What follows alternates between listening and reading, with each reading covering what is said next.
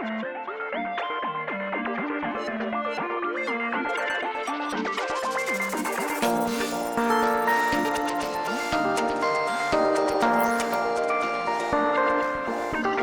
professionals. Really getting the hang of it. I forgot how to do a podcast. It's been so long. Uh-oh. It's been so long. I Miss know. 1 week and suddenly I go, oh, does this thing even work? Hello? I know. Right? It's not even like you've been performing or anything. It's just like you've just been in your house for the past 2 weeks. Legit. I was vocal resting for this podcast, obviously. I just needed a break. I just really needed a break from kelliot. It was tough. Definitely.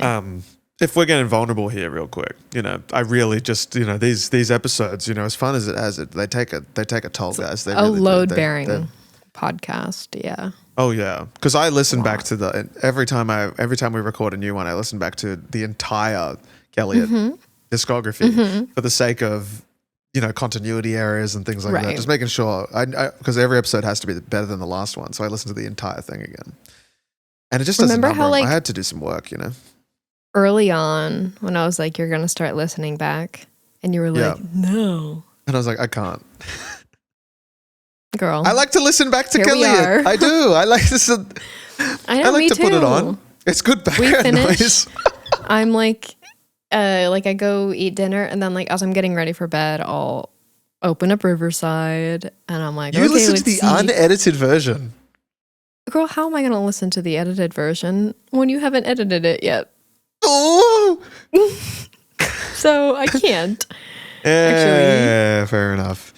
Yeah, I can't even imagine listening to the raw Riverside version. That's our Riverside, of course, the program we use to do this. Yeah. The interface is not great on mobile. No, definitely so I'm just not. playing it out of my phone speaker, and it's fine. The levels are all over the place, but it's okay. No theme song, no hard end, no hard start, just like a bit of everything. It's beautiful. That's the version that no one else gets to see. Exactly. It's like face to face with, What? That's great. Yeah. Exactly. That's exactly it. So anyway, my good friends, welcome back to this week's episode of kelliot. We were a little all over the place last week. Decided it was too much for us to handle for all of the things that were going on simultaneously in both of our lives. We had to push kelliot. So here we are. We are designers who care. Oh, okay. That was actually pretty good. I think that was 100% bang on. I'm going to call it. That was good. Prove me wrong, viewer. No, I actually got, I think the day after we filmed the last kelliot, I got viciously ill for a good week there. I'm still feeling it. Like something feels off. And I tested for everything. It just seems like a common cold. But I fear that it is a throat infection or something like that. I think it's something going on because something still going feels to your eye. Yeah. Oh, it's at the heart of it's in the sty. That's the issue. I think it's I've actually been noticing it a lot today. I've been noticing it's really kind of just still there. At this point, it's not going away, and that's fine. We just need to move on. Make peace. Would you believe, Kel? How many jokes do you reckon I made about the sty in my show? 8. 0. Oh.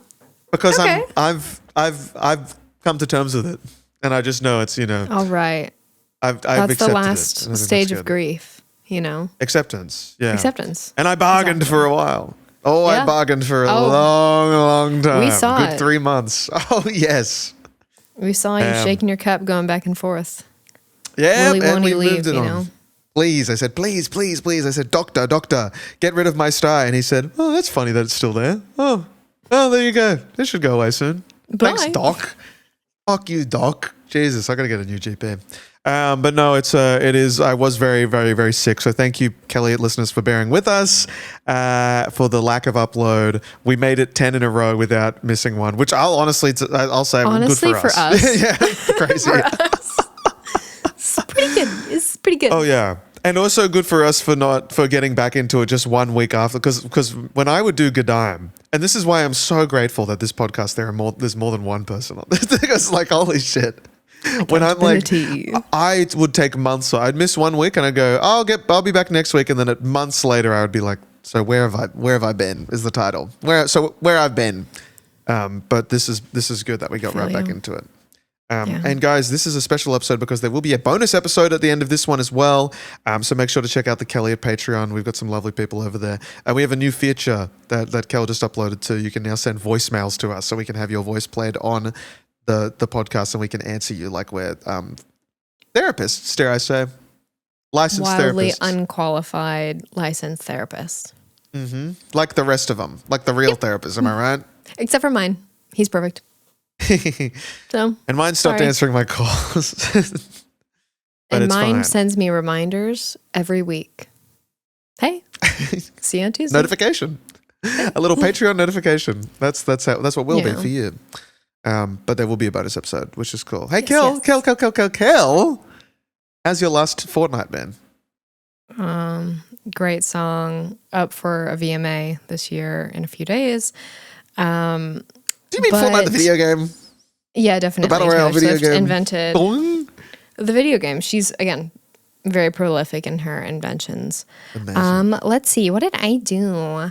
I went home to my parents it was supposed to be like 4 days. It ended up turning into 6. I changed my flight because both my sisters were like, I don't want to fly back yet because none of us wanted to like go back to our lives.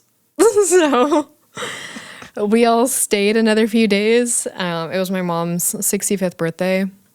Happy birthday. So it was nice to see her and just both my parents in general. And I didn't get to relax really at all, which did suck. Damn. I had to work a bit and then I decided to film a video when I was there, which was like the dumbest idea one could have imagined. So, but the video actually is kind of turning out to be kind of cool. You're going to use it? Sick. I think I'm going to use it. Yeah. There were about 14 points during the film session of this fucking sucks. Oh, that's a good feeling, isn't it? Oh, it's so good. I would like call Matt and like in hysterics and I'm like, dude, it's not going well. It's not going well. Cause it was like a long like craft process. Yeah. And I wanted to utilize my parents' space because they have a lot of outdoor space and I needed a lot of outdoor space and that's something I do not have. So I wanted to like use that. And then it's just like every single thing went wrong during the entire filming process over the course of like 4 days. And I was just like, it was breaking me, but my sister was a really great help. She'd make an excellent PA. And instead of studying for the LSATs, which is what she was supposed to be doing, she helped me make a YouTube video and was just like a great motivator and cameraman and just general like producer. She was helping me like plan shots and shit. This is not what she does. She's just really good at things like this. So she was a huge help. And I think it's going to actually turn into something really cool. I've been editing the video for I'd say like 2 days now. I spent all day today editing it. And normally I don't edit my videos. Matt normally edits my videos. So I'm coming from behind because I Premiere. Oh, it takes a while to get back into it. Oh yeah. It's like I know a good amount of Premiere, but it's like the interface is so confusing because things just move constantly, and like because you could just move all your windows around all the time, and so then I'll click something and it'll disappear, and I have no idea how to get it to reappear, or what it's called. So watched a lot of tutorials, figured a lot of cool things out. Was reminded that I do need to learn After Effects because the workarounds that I'm creating for myself in Premiere, it's embarrassing. So I'm making it really just hard isn't for made myself. for that.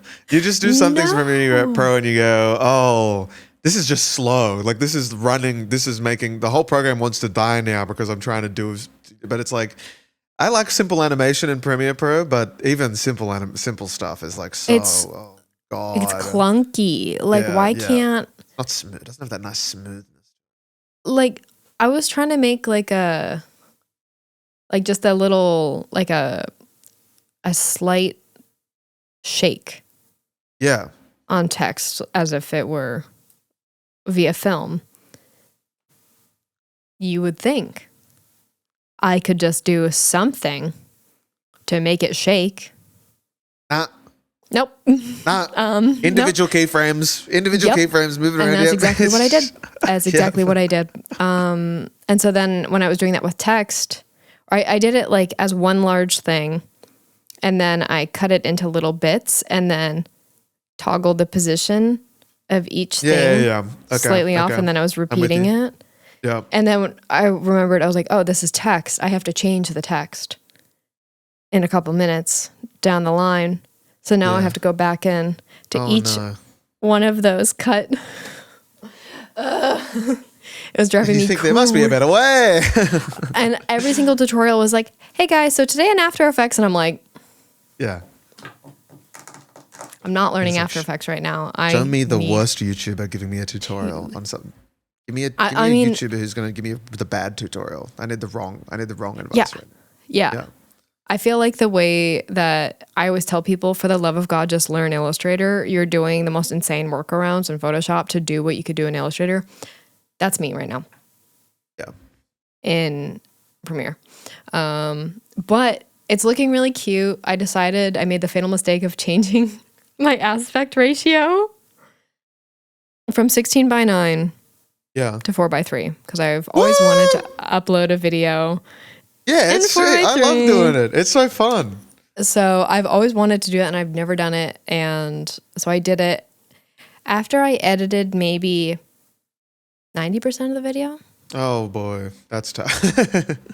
So I tacked on an additional approximately 4 to 5 hours of changing the aspect ratio. My fucking bad, man. I was unaware of how much everything will change and how difficult it is. You can't just scale everything up. It doesn't work like that. It's a whole different way of thinking. It's your eyes. It's the 4:3 is truly the artistic aspect ratio. It's beautiful. It looks. God, it looks good. So I made some really cute, like, they're not like animations. They're just an animated crop of a really cute graphic I made. So they kind of just like roll in really like nicely. And then I color graded the shit out of it to the point where it's probably too much. I refuse to believe there's too much color grading. It's like... It's engagement. People comment on it if it's too much, so it works out well. Exactly. I love the color grading. And I'm trying to channel some of the advice that Ro gave me about, like, maybe I need to watch movies because I'm like number one movie hater. Like, it's so random. I know. It's like my... Like all movies? Yeah. It's weird. I'm not proud of it. I'm not proud of it. Again, dude? Come on. Yeah, exactly. No, it's my parents. My parents who were... did not let me watch TV or watch movies growing up because TV bad, outside good. I was an outside kid, like an outdoor cat. So I just grew up, like, none of my sisters like watching movies. Like, it's weird. I don't know what's wrong with us. So I'm like catching up to watching movies. Like, I've seen like the big ones now. I've seen Harry Potter, Lord of the Rings, Star Wars. And I understand why people like them. The other things that I haven't seen are like the classic movies. Like the classic. I haven't seen The Godfather. Anything of that like kind of movie. Pulp Fiction, like not seen that. Jurassic Park. Nope. The Minions, Despicable Me, maybe. Okay, I've seen the first one. Classified as one of the greats, you know. So I'm going through and watching some like classic movies that people have been telling me for years to watch, and like some are recommended to me more than others. I have had Eternal Sunshine of the Spotless Mind recommended to me more than any other movie, and I don't know what that says. I love that movie so much. I love that fucking movie so much. I can continue to recommend that. It is. Oh my God. Like, I would meet someone and they'd be like, "Have you seen Eternal Sunshine of the Spotless Mind?" And I'm like, "No." And they're like, "You would like it." And I'm like, "What does that mean?" What does that mean? Have you seen La La Land? I have seen La La Land. I actually Did saw you it in like La La theaters. Land? Yeah. I did. Yeah, nice. We watched 10 Things I Hate About You the other night. Mm. I'm 10 Things I Hate About You pilled. I loved Who's that in that movie. one? Is that Heath Ledger. Heath Ledger? Yes. I need to watch that film. I like that man. Yeah. And last night we watched 500 Days of Summer because I haven't seen that. That was okay. And who's in that one?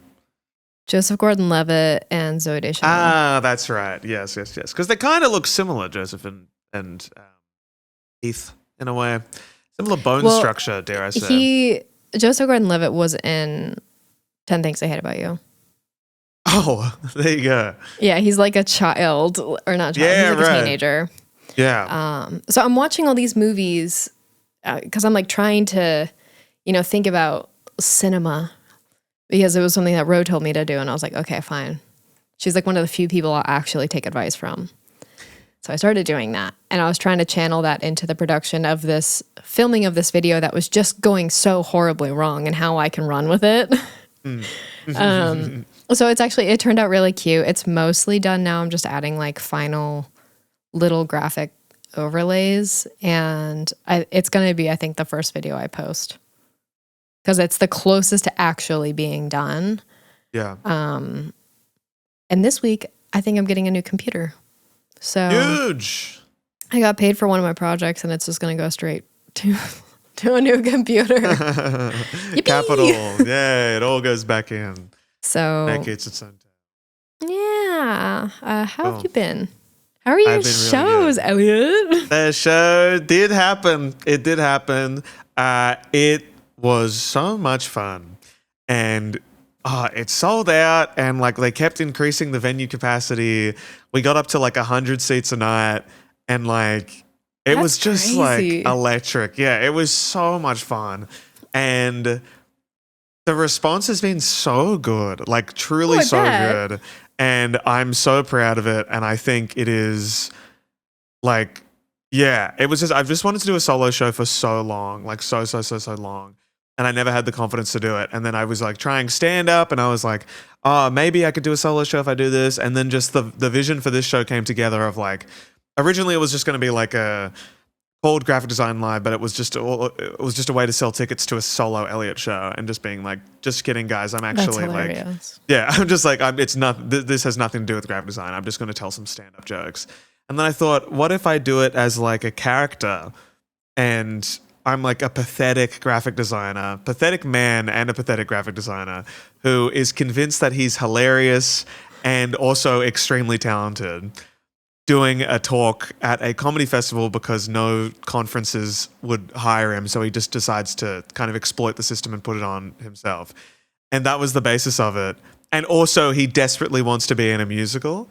That was part of it too. It was like, so he keeps getting caught up in like talking about theater and his theater days, and how like, there was a dream, but he had to give it up for graphic design, even though he's also horrible at musicals. Like, that was the whole thing. And it just turned into the easiest thing I've ever written. Like, it was so easy to write because it just was so fun. And I kind of like, I reckon I knew the script like 90%.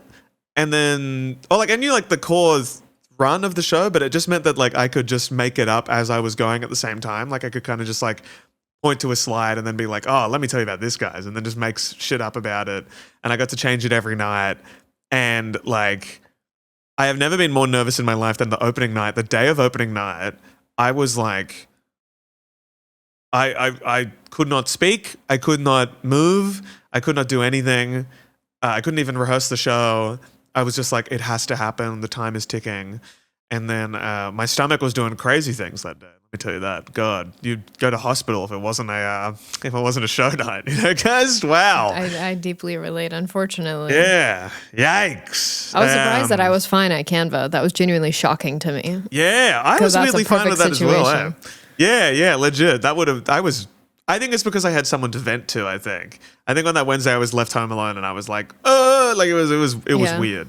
But I'm proud to say it got in the Sydney Fringe, because it's part of the Sydney Fringe Festival. It made it to the weekly shortlist for Best in Comedy, where three comedy shows at that. So it means it can now be nominated for best comedy of the festival, which would be sick.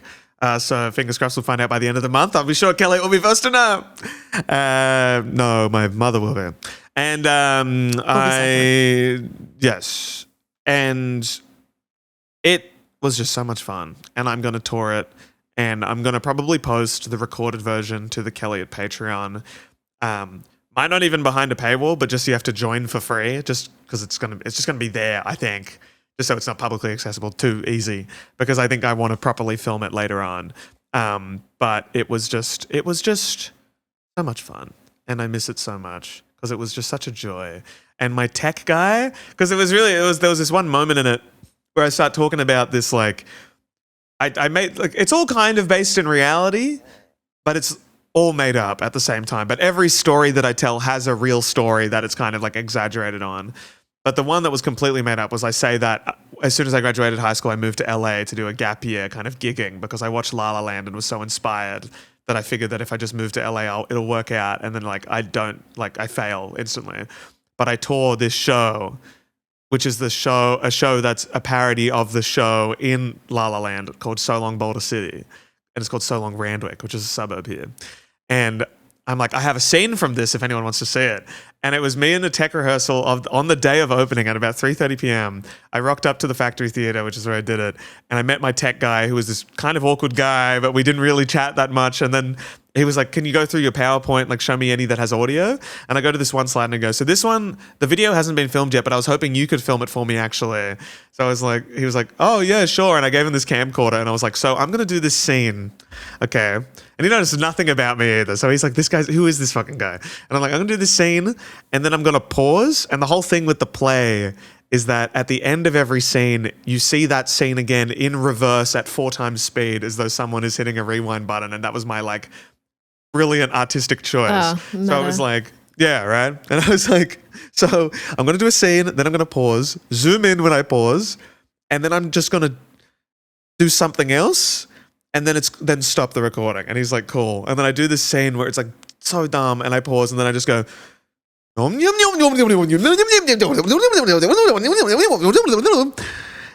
I go, that's done. And the guy's just like, legit. And he's like, stone face, just like, who is this fucking guy? Yeah. And then at the end of the first show, he came up to me, shook my head, and was like, dude, I was crying laughing that whole show. And I'm like, yes. So I was like, that's so good. So and we got to be like a part of it. Like he did, because he was like adjusting the lighting every night, like at different parts. Like he'd put a spotlight on some parts, and then he'd like just do like dance stuff for the dance at the beginning, and like the musical ending. He'd made it really beautiful and everything. And it was just like, he was so good. He brought his partner along to closing night because he thought his partner would love it so much. And I was like, this is awesome. That's so sweet. I nearly had a scare though as well, because on opening night, I was drinking out of a Nalgene water bottle. I brought that on the stage. And my mouth was so dry. I took a Ritalin much earlier in the day. And my mouth was still dry from it. And I didn't realize until I got on stage and I was like, holy shit, my mouth is so dry, I can hardly speak. And I was like, I haven't got a water break in this show. I don't know. And I had this twist cap. So the next day I bought one of those squirt bottles, the Nike bottles that you just kind of go like, shh. You can like just squirt into your player? mouth for a quick drink. And I had it next to my laptop, and I accidentally every time I took a sip from it, I got a little bit further away. That was like the running joke. And until the end, I was like holding it out here and like squirting it. And it's crazy to do it. Wait, was this in front of like the audience that you were doing? Oh, of course. Oh, Yeah, okay. I'd never mentioned it. I just, I just go for it. Just did it. Get a little cheer. Yeah, it was just a bit of fun. And it got on my laptop, and I kind of just thought it hit the top of it. And then the next morning, I opened my laptop, and there was a huge, on this brand new fucking laptop, huge water stain on the screen. And I'd closed the laptop with water in it. And I was like, this is going to be the most expensive repair of my life if I can't get this off. And then 2, I thought, worth it. The joke was worth it. I was like, the squirt bottle was, I had so much fun doing that. It was worth it. It was my Mac. And I used some of this screen cleaner shit, and it got it off. And I was like, thank God. That would have been such an inconvenience. They're waterproof, turns out. MacBooks are waterproof. Who would have thought? What was like the Pretty water cool. stain like? Like what? Just so it was I just know. it was just like a gray, like it was like I had a Google Doc open, and that's when I saw it, because it was almost like it looked like a gray like discoloration like under the screen, which was my worry because I was rubbing it off with like a shirt and it wouldn't come off, but then the spray got it off. So it just like sits in it for a bit.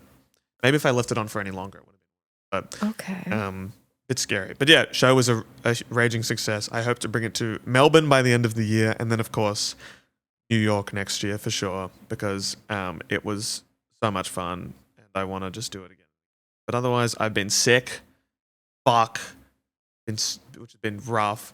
But I saw a movie last night. Would you believe? I saw the TV Glow, which is a horror film, and it was incredible, and I can highly recommend. I think it's been out for a while, but it finally made its way to the Ritz Cinema in Randwick, and it was sick. Yeah, love movies. I love movies, Kel. I'm a big movie guy. I know. I did. Unfortunately, I'm not like other girls. Yeah, and it's fine. You know, it's cool because I think you'll see that one, and then you go, "Oh my god, movies." When Cinema. people ask me what my favorite movie is, like I have two answers, and neither answer gives me any sort of credibility on anything about any sort of filmed media. Which one of my favorite movies, Help by the Beatles. Great. Have you seen that movie? No, I haven't. Did you know that was a movie? I think I did.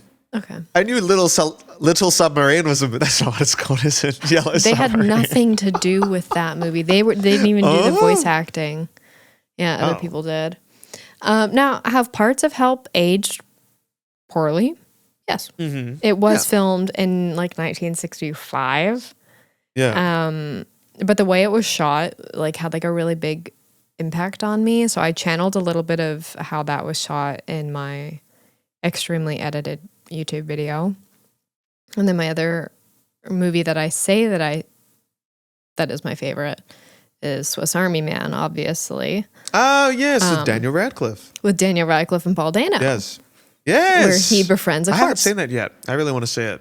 Oh, yeah, the it's corpse farts all the time, I heard. The soundtrack to this movie, dude, is insane. I owned it on iTunes. That's how much I loved it. That's support. That's financial support. Yeah. So it's a great movie. I haven't seen it in a while, but I remember the first time I watched it, I was like, yeah, I'm going to be thinking about this one for a while.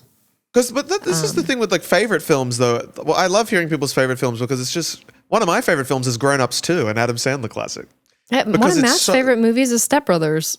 Yeah, like that favorite is great, but the one that is always scary is when someone goes like, "What do you think is the best film you've seen?" I hate that because I don't think Grown Ups 2 is the best film I've seen, but it's one of my favorites because it just makes me laugh. Yeah. La La Land, for example, is my all-time favorite. That movie makes me so happy. As you know, you took photos of me in different spots in LA recreating shots from La La Land, you know. Yeah. People haven't seen them. So I've seen them. You've seen them. Yep, I did, take a few. It was fine. Similar spot to where parts of 500 Days of Summer are filmed. It's that same plot of land. The tram line. The tram, yeah. Ah. Yeah. It's right in that like 100-foot radius. Yeah. Because now it's like it's like fenced off and it's a bunch of weeds. But when I was watching it, I was like, where is this park? Because I'm like, Angel's Flight is right there. What? And I'm thinking like, oh, that's just a bunch of weeds now. And they closed the park and let nature consume it. Yeah. And it's just a bunch of tall brown grass now. It's not the cute park that's in 500 Days of Summer. So but I did the La La Land thing is still there, thankfully. Yes, Angel's Flight is not going anywhere. I'm sad that you weren't able to ride it, but next time you go to LA. That's why it was closed there. Yeah, closed on the way down or something like that. Yeah, one day it was closed. It's so expensive. That's the thing; it'll never close, but the prices will always go up. That's the beauty of. I mean, hey, you don't have to climb like 10 flights of stairs. True. That was I proceeded to climb those stairs the next day. I think when I went to the Gart Gallery, whatever it was called, the Bohm. I'm gonna let you arrive at it. Yeah, the Bohm, the Bream, the Bohm, the something, the Bohm, the Bohm. Is it not the Bohm? Nope. BOAM, the Boam. No, it's not the bone. The Broad. The Broad. There we That's go. right. But I thought it was the Broad. But it's A lot of people think it's the broad. the Broad. I sound like a Yeah. 70s New Yorker at a bar pointing to a lovely Going down to the lady. Broad. Hey, the Broad. The Broad over there. Going under Going the down to the boardwalk. broad. Going down to the Broad. Going to play some ball at the Broad. Yeah, well, La La Land is I love that movie so much, and it's why it's referred to in actually so long around in Graphic Design Live so often, because it's all part of, it's an extension of me, that character. But yeah, that's that. I think the best film ever made. I couldn't even answer that fucking question. Some people were like, bang, Citizen Kane, and I'm like, no, I don't know. Fight I don't know what I Club. would call it. I still haven't watched that. I still don't know the twist. Actually, I have seen Fight Club. I don't remember what happens though, but I have seen it. Yeah. I was Do you know present. the twist? You were present? No, I was present. Yeah. I don't know if I retained any of it. I think that was me with Citizen Kane. I watched that because I wanted to be a film guy back when I was in high school, and I was too young probably to truly like get my head around it. It was probably too late at night to watch it. It's slow. Yeah. I was falling asleep, and then I just went, wow. I woke up the next day and I was like, wow, what a movie. That was so good. I get it now. Rosebud, guys, Rosebud. And I got so much like credit for it. For seeing knowing Citizen Kane. Yeah. Now that I can say haven't I've seen watched it. So. Yeah. Hey, Julia made me watch Gone Girl, so Oh, I've never seen Gone Girl myself. There you go. it's good. It was when one of the times she was staying with me, and she was like, "We should watch Gone Girl," and I was like, "I've never seen it." And she was like, "We're watching Gone Girl," and then the whole time I was like, With Ben Affleck, right? The one and only. "Yes, Yeah. yeah, I think that's him." And Neil Patrick Harris, oddly enough, had the strangest go. cameo. You will not. There's no way you can. Barney from How I Met Your Mother. Yes, you can't predict the way his character is written. His character was legend. Wait for it. Dairy. Me, and as a 12-year-old going, listening to Neil Patrick Harris say that for the 1 millionth time in season 7, going, oh, Never been done before. That's hilarious. How did he do it? They did it again. Oh, fucking hell. What a show. What a time. We should do a media episode of Kelliot where we just discuss. We media should. from we should. Or I catch Movie up on club, the Kelliot Film Club. the movies that I'm watching. I started a Twitter thread and everybody was like, "You should get Letterboxd," and I was like, "No." Yeah, I respect myself too much. I know it goes on Letterboxd. It's pretty fun over there. I do like Letterboxd. It's the Twitter for films. I check it like it's a social media. I get to I do my loop, Instagram, Facebook, all that. I open Letterboxd and I go, what's everyone watching? Talking about films to me is like talking about like music criticism. It like sends like a shiver down my spine where I'm like, I don't like any of you people. You guys are all weird and very pretentious. Not my people. Yeah. I liked it when it was just my friends, and now I think I told people on like a Twitch stream once what my thing was. So now I have like, I don't know, 100 something followers, which is enough to like think that people care about my reviews, and now I overthink everything. Like I don't even know what I would give I Saw the TV Globe, because I'm like, what will people think if I give it 4 versus 4.5 versus 5, and I'm like, what will I say in the review? Me. I once watched the SpongeBob SquarePants movie, gave it 5 stars. Review was just so funny, and that's about as good as it gets from me. Like that's because it's true. Watch that movie, guys. It's hilarious. It's a great movie. So funny. Came out on my birthday. Wow. I went and saw it in theaters. That's sick. In 3D? I think it came out in 3D, right? Because Hasselhoff like goes like, choom, choom, and then I think like he's got his titties out. There are moments, that definitely scream 3D.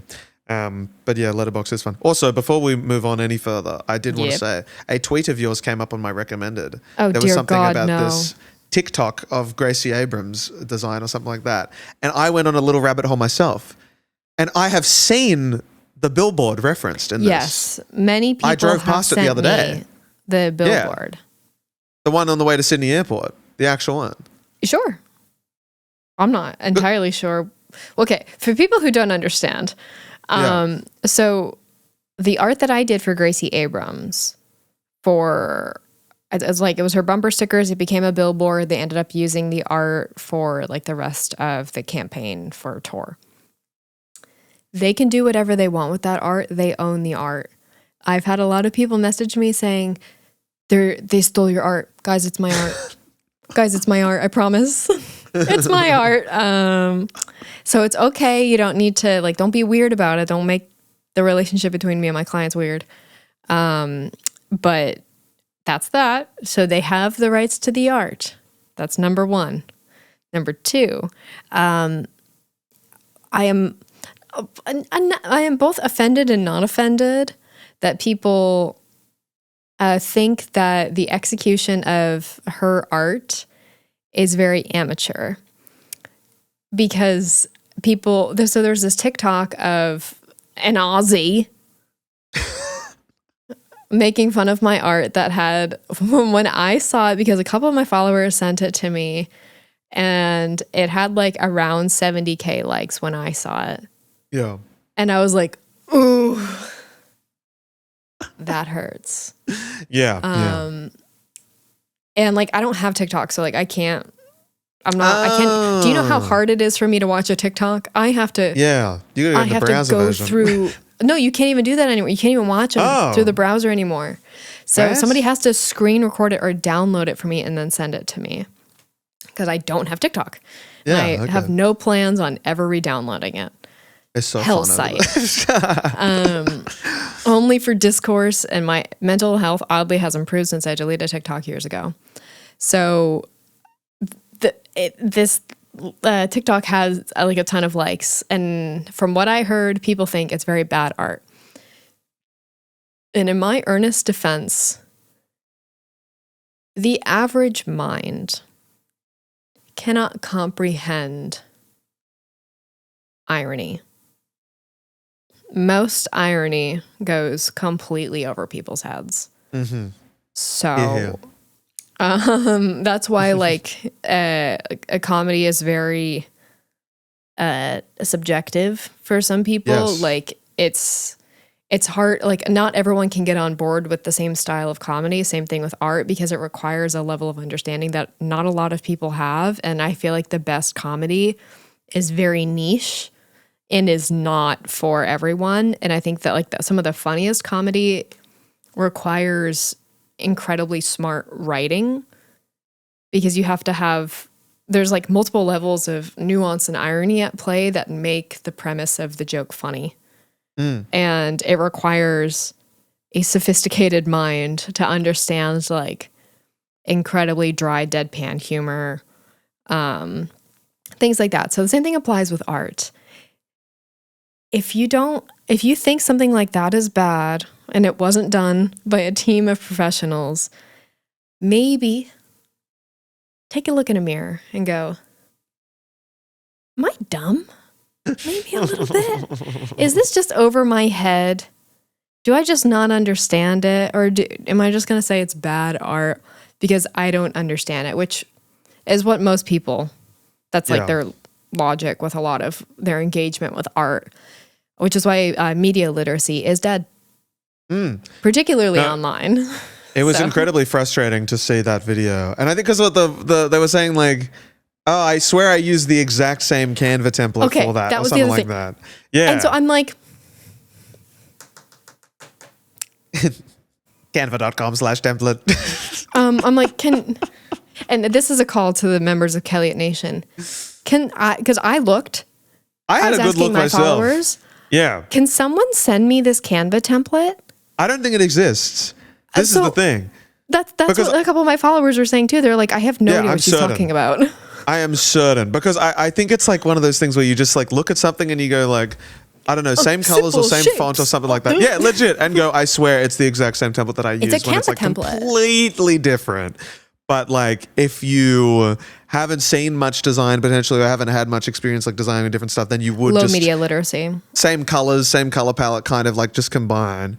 But like, because I think is the one that you've sent, because I've seen the ad because I was about to take a photo of it and send it to you, and then it changed to another thing. It's like a long banner. No, so it's a different one to okay, that. Cool. So it's on like it's more of like a poster size, and then it's like, it's the one, I saw it in LA, or like maybe you posted about it, the one in LA or something. It's like the true bumper sticker kind of thing. Oh yeah. But like in a square, yeah. And it was like in a square thing, and then it just had it there, and That was it. But it's like, it's not done in like it's just not, it's not, there isn't a template. Like, Guys, I did it in Illustrator. Yeah, legit. It's like it was very frustrating just watching that and being like, no, it's like it's not like you can't just, and also you can't just say it and then not provide any evidence in the video either, because there's no design, no photo of the design, no photo of the template, nothing like that. It's just like, here it is. And it's very much, it goes along that thing of like, this is TikTok, you just post shit, you don't expect it to go viral, so you know you're just getting a thought out. But it is frustrating. Why I'm not on there. yeah, legit. It's just like, when it happens to a friend. Me. Like, that's my friend. I was about to stitch it and go, I know, Actually, Kel. Listen. Well, that's like the funny thing. And I don't want to like jerk myself off, but I'm like a fairly high profile designer. Yeah. So it's not like it's hard to find my work. I'm very accessible online. My work is very recognizable. So I think that that's very funny. And I'm very curious to see if anyone in the comments had said anything, because I can't see the comments. But yeah, I would be curious. Oh, thank God. Yeah, because it's funny because it's like I work with like literally like some of the biggest names in music history. I regularly work with all of these people. I work on so many different artist brands, like such a diverse range of styles that I do for a very diverse range of artists. And it's just so funny to me to have like my work boiled down to like, it's bad because somebody doesn't understand it, as if I haven't been doing this for now 10 years. And I have the roster to show for the skill of what I'm able to produce. So it's very funny to me because it's like, I don't want to be like, I'm better than you, bitch. But it's like, I know what I'm doing. Yeah, it's like there's intention behind it. Yes. It's like, it's all intentional, everything. It's like there is purpose. It's not, and like, God, like, of course they're not using a Canva template. Like, yeah, exactly. It's like, these are paid people. It is a pet peeve of mine, the way that, because it's happened with my own work. It's happened with a lot of my NDA work, where people will tweet something at me, my handle, with the artist handle, and go, God, this artist needs to hire Kel Lauren, and it's my fucking work. That's humiliating. Yeah. Like, also, like, I've asked people, don't do that. Like, please don't do that, because it is fringing into... But yeah, I get you. It's not good. Don't do that. Please, for the love of God, don't tag me in Instagram stories. Don't tweet me, like tweet at me. If somebody tweets that, I will message them to take it down. Like, just don't try to stand. I don't want to, just delete it. But yeah, it's happened to me so many times. And that's why I don't like people like really publicly shitting on like artists' merch or album artwork, because I promise you, I can put money on the fact that professionals worked on this, people who are experienced, people who are educated, people who are well-respected, are working on these projects. If something looks a little bad, consider yourself maybe thinking in the range of, is this just going over my head? Or is it objectively bad? And if you think it's objectively bad, why do you think that? Let's think about why we think that. Let's do a little... I don't know, like art criticism. Let's think about these things for more than a half a second. Because there are a lot of artists who are just like floating around online, and it really sucks to see like a tweet or a TikTok come up of like somebody shitting on your work. And it's a common thing that happens in the design community. And it happens to me a lot because a lot of my stuff is really ironic. Yeah. And goes over a lot of people's heads. So, or it happens to my NDA stuff. So I'm just kind of like, the meme of Squidward being in his house and seeing SpongeBob and Patrick run by, that's me. So, yeah, end of my diatribe. In a perfect world for you, do you think, because like, I rarely sign NDAs, I feel, because I just do, it's always for like I'm under a few right now, but that's because it's like, this company has a cool new thing that we want you to promote, but we can't tell anyone about it. But it's never like the actual, like, I'll always be attached to the work that I make. But like, in a perfect world for you, are you directly credited to like do you think graphic designers should be directly credited under the work of like, I don't know, like say a piece of promotion, or if it's posted on Instagram or something like that, or some kind of work, or are you I feel like we've talked about this before, and you don't mind an NDA, right? I've grown. It's me coping. You even talk about this on the podcast as well. I can talk about like vague, like the concept of NDAs because I'm under so many. Yeah. Like I can talk about them because I'm under like 7 right now, and they're in perpetuity. And the kelliot NDA is the hardest one. It's crazy. We got so much stuff coming out, guys. Exactly. So it's like in a way it does like protect me because it keeps like fans and just general like customers far the fuck away from me. Yeah. I want to do my job. I don't want to deal with like PR issues. I don't want to get like tangled up in other shit of an artist or a company. I don't want any of that. I want to just do my silly little job. But at the same time, there are moments where the exposure is really helpful. But the thing about like NDA work is that you kind of get the exposure within the industry, just not publicly. Yeah. Like people who are aware of the NDA that you're under are talking to other people who are covered under that same NDA or they're on the same team. And so they know the work that you're doing under that NDA. So it's like you're getting the exposure within the industry without the public knowing. And I think that is much more valuable. Yeah, that's nice. And I'm so glad. Like I used to hate being under all the NDAs that I'm under because it sucks. Because like I want to be like, guys, look, cool thing. Especially with like, because I have so many like followers, and that's where I get people would be proud. Like, yeah, it'd be nice. Exactly, yeah. Like validation and stuff. That's nice. But I also know that like my followers would be so insanely proud of the work that I've done if they knew. Yeah, and that's all that matters to me is that I know they would be proud of me, and that's how I've made. And that's so beautiful. Yeah, because I'm now thinking like if you did something for a huge artist and their fans didn't like it, and they know that you did it, and they love that artist so much, they're gonna try and kill you. Like it sounds like that is insane. Like, yeah, that's like because like for the brief experiences I've had with fan culture, with at least like my. I had a little bit of it at the show. I had to sign some autographs, take some photos. It was pretty cool. Not gonna lie, it was pretty fun. Shout out to the kelliot fans who came to the show as well. Came up and said hi. But it is a thing. It is like they, it's a whole nother world that I'm still getting used to and like kind of delving into. But like people will go all out for people that they love online and like digitally, and it's quite sweet. But it can be like.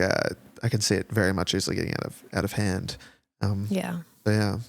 I don't mind it. I think it sucks at first, and it definitely took me a couple of years to get over it. But I think I understand why they have them. Some people use NDAs for very nefarious reasons, and I think they deserve to be like taken out back and shot. But I understand it's essentially just like legal precautions for handling really confidential work. It's like working for the government, like you're going to know stuff and you got to be cool about it or you will never work in this town again. Yeah. So that's the unfortunate thing. Really wild. But if you're doing NDA work and it's in perpetuity, like a couple of my NDAs, like never, ever, ever, ever coming out, or like the work is coming out, but you never have a time when you will be able to talk about it publicly. So that is no like written or print media. That is no like online media. It can never exist in those spaces. So no portfolios ever. None of that. There's some gray area in printed portfolios that are handled like physically. But some NDAs have explicit clauses about not allowing stuff like that. And so, you have to be compensated for that. Yes. That you're doing stuff forever. This stuff will stay under wraps forever. You need to be paid for it. And I am paid for it.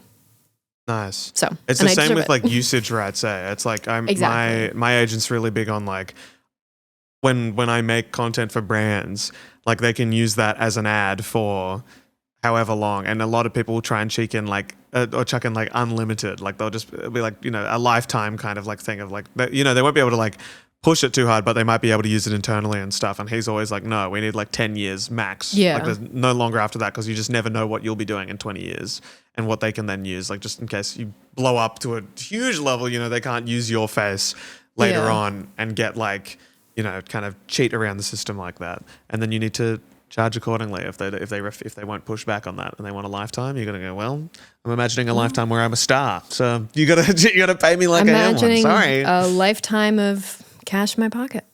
Yeah, that's how it works. Oh yeah. I'm now realizing, because we had something we wanted to cover on this episode. We did. Which we might need to save for another episode, I think, because it could be a better thing. Or the Patreon episode, potentially. We'll talk about that. I feel like we should save it for the Patreon. I think it could be a fun one to do for the Patreon as well. I think so. In a much more like looser kind of like fun, we can just have a laugh about it. I think okay, sick. It's a silly, goofy one. Yeah, guys, we did. Oh, yeah. Oh my God, we didn't do our main things. Well, this is what I'm thinking as well. Jesus Christ. We're out of whack. We're out of whack. Guys, this is your public episode of the week. I Met a Kelliot. Okay, so. Which is such a good name.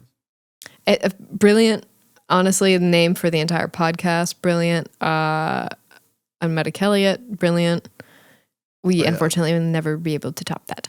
So, okay, so let's do our song of the week. Elliot, what is your song of the week? First of all, can I just say, I'm going to call Kel out here. Kel has not added their song of the week from the last Kelliot to the playlist. It's there. What are you talking about? As of what? 55 minutes ago? Yes. Okay. I added it. I thought I added it. And then you had mentioned, it's already suggested. I didn't want to say anything. Yeah, right. You said it was already suggested. So in my head, I thought you already added it.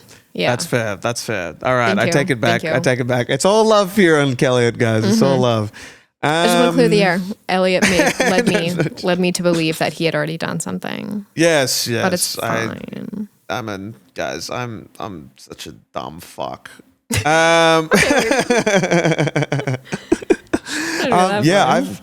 got so many bangers that I could use as the song of the week this week. I'm going to save all of them, but I will say I'm going to plug myself here. Elliot Radio, guys, my monthly playlist. If you want more of Elliot's songs, check that out. I got a monthly playlist. That's all the songs. Usually the song of the weeks make it into that. Yeah, I'm going to plug myself. Like pots and pans and oons. It's Yo Gabba Gabba from the Orange Cat Special Time Outdoors from Yo Gabba Gabba Land. I'm not even joking. I was about to say like a slide whistle.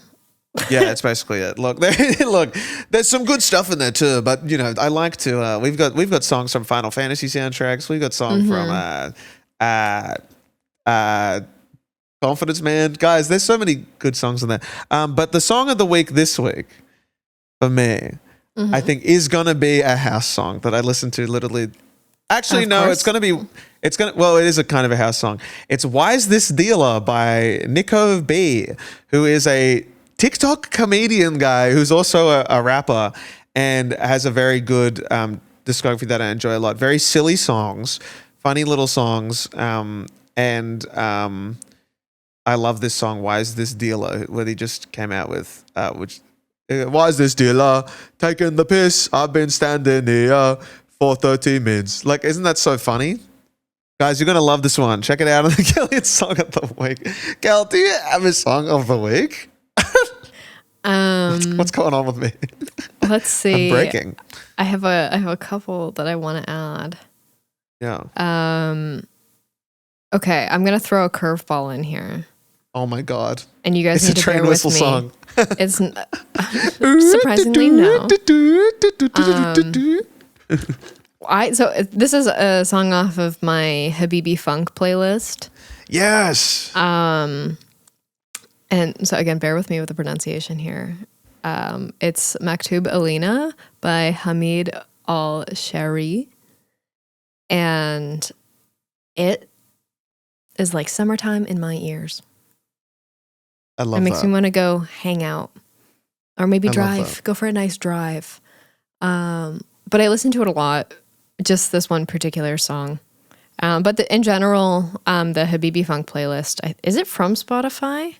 Or did I just find that? There are quite a few playlists with Habibi Funk stylings. I also have a great Habibi Funk song for you as well. that I will send to you because it's in my. I also have another playlist called "I Love You Forever" song, and that is songs that I will never get old. Once the song gets old, I remove it from the playlist. It's also on my thing, and there's a song in there called "El Khan" by El Shab Arab, and it is one of the best fucking songs I've ever heard in my life. Okay. I'm gonna need you to send me your Habibi Funk playlist. I will. Please. Always accepting that. I'm also always accepting. I really like dance hall.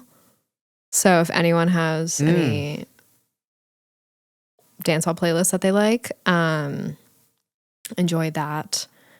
Let's see. Yeah, the one that I have, the Habibi Funk playlist that I have favorited is from Habibi Funk Records. Yes. So that's the label. Yeah. Yeah. So that's the one I listen to that one the most. Yeah, so I think I'll do that. I'll do that for my song of the week. And then my not song of the week, but it is a song I'm going to continue to promote because I am her number one fan and her album comes out this week. It is Nemesis. What is her album called? I'm such a fake fan. Oh no. We'll cut it out. We'll edit this out. Verbatim. Her album comes out this week. Every single that has come out, which is 4 singles, Stick of Gum, Fine Print, Colored Concrete, and You Wore It Better. I'm not even joking. Like, this is going to be one of my favorite albums of the year, and I can already tell. It's not even out yet. But Colored Concrete has such a fucking ear crunchy little bridge outro that I'm just like, like it's so like in my ears. So yeah, that comes out this week. So end of this week, if you guys are watching this when it comes out on September 13th. So go stream Friday the 13th. New album. Okay, so we have that, our songs of the week. And then Elliot, do you have your font of the week ready? I actually don't have my font of the week ready. Oh my God. Okay. Yeah. I'm just going through my favorite fonts just in general. So you're asking too much from it. You know, I just can't like. Okay, you had a new bit that you wanted to add. Yeah, snack of the week, guys. We'll do that one after. No, we're not doing that. Yeah, we'll do that. That's the Patreon one. What about Elliot of the week? How about that? I'm gonna find a font. I'll find it. Okay, my font is a script because I think script fonts are really hard to find. Ones that don't give wedding. Or like a school teacher. And it is one that I've banged on about for a long time, and it's one that I keep coming back to, and that is Parfumerie script. Actually, I don't know who makes it. I'm a fake fan. Bozenkel again and again and again and again. I want to be able to credit the Type Foundry. It's by me, Elliot's Type. Okay, it's by Sabrina Mariela's Lopez from Type Senses. It is on Adobe Fonts. It is such a beautiful, stunning script. I think about it all the time. If you liked Nautica and you want to move on from the year of 2021, please, I would recommend.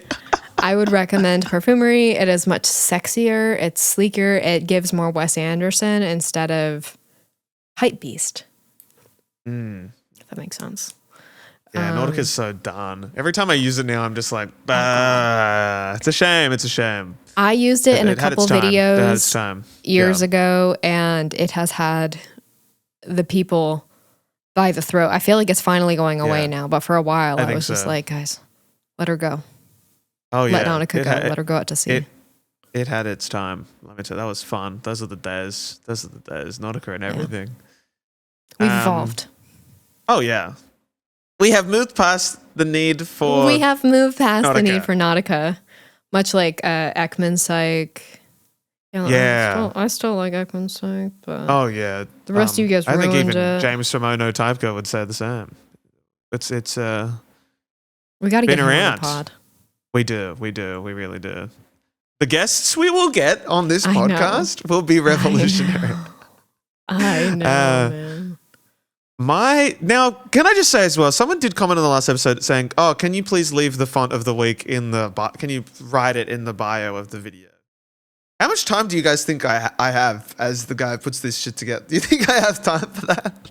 I'll be doing it from the future. I do have time for it. Okay, it did take us like 4 to 6 weeks to do the chapters. So again, give us 4 to 6 weeks to implement changes. It's like when you order something off the TV and for it coming in the mail, that's the timeline that we're working with for implementing change. Oh yeah. Here it's always I'm always like, I have enough time, and then I just never some time just gets ahead of me, you know. It's okay. Yeah. My font I'm going to pass on this week's font of the week, I think. Jesus Christ, Elliot. Okay, I'll give you a second one. I go on. I think I'm going to go with it's not that a font that I know, but I'm taking so long to find it. I'm going to go with a font that I've used every so often.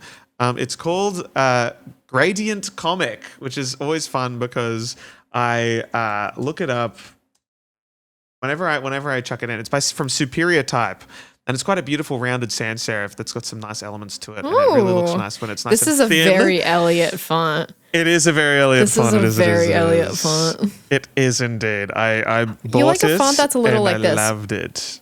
Yeah, a little like a little.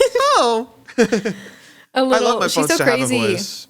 Love her. Yeah, like but no, I love Gradient Comic. It's a very nice rounded sans serif, which I like a lot. I love my rounded fonts, and I've gotten some good use out of it, and it's a good time. And also Superior Type, they're lovely people too.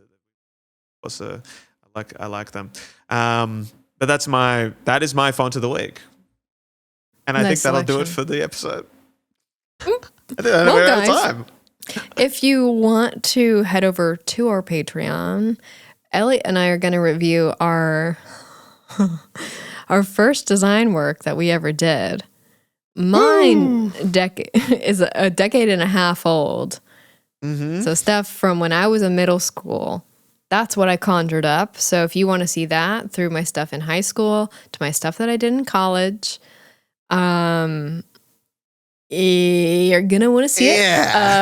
It's guys, let's just say it's pretty epic. You're gonna want to see it. It's pretty awesome sauce, guys. Yeah. We've got some cool shit going on over in the Patreon, if that's what you want to call it. Guys, grab your fedoras. Naruto will run over my portfolio to our Patreon. Join the brave members over there, where you can also leave a voicemail for us and ask us design advice, and we will give you horrible feedback. Be sure to go do that if you want to go see our stuff. Elliot, what would the people expect from your first designs if you want to give them a little tease? I've got some stuff from my first ever clients, which was all friends and family word of mouth stuff that I had an awful experience with, but I really gave it my all, I will say. I persisted and I really loved the work, and I remember it was very happy. I don't think any of it was paid, but it was and some just some ones that start with my design, and then we get to see the revision process and seeing what a run-of-the-mill client might suggest to a beginner graphic designer, and how that nearly broke me. But it's not good, but there's a heart to it that you just can't find in my content these days. So it's gonna be really fun. Guys, we'll see you over at Patreon. Patreon.com/kelliot. We'll see you over there. Thanks for listening, guys. Give us a 5-star rating. Happy 700 ratings on Spotify. 700 ratings. 700 ratings. Thanks, we're nearly guys. at the coveted 1,000. Yeah, very nice. Thanks, guys. All right, we'll see you next week. Thanks so much. Bye. Bye, guys.